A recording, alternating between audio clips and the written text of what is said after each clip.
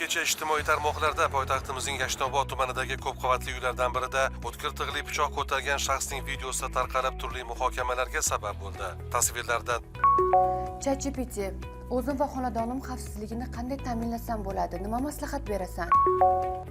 Salom.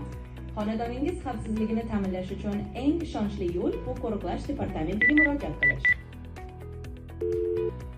Assalomu alaykum, qo'riqlash departamenti aloqa markazi operatori eshitaman. Assalomu alaykum. Xonadonimni qo'riqlovga topshirmoqchi edim. Nima maslahat berasiz?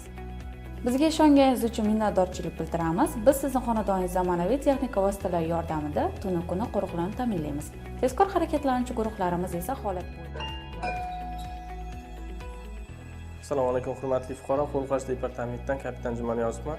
Uyingizni qo'riqlashni topshirishga ariza qoldirgan ekansiz. Ha, qoldirgandim. Kol markazi xodimlari batafsil ma'lumotlar berishdi. Marhamat, ishi boshlashingiz mumkin. Hurmatli fuqaro, hozir sizga o'rnatilayotgan texnik qo'riqlash vositalarini, texnik xususiyatlarini ish jarayonida tushuntirib beraman. Bu tashvish tugmasi xavf sezganingizda tezkor harakatlanish guruh xodimlarini zudlik bilan chaqirish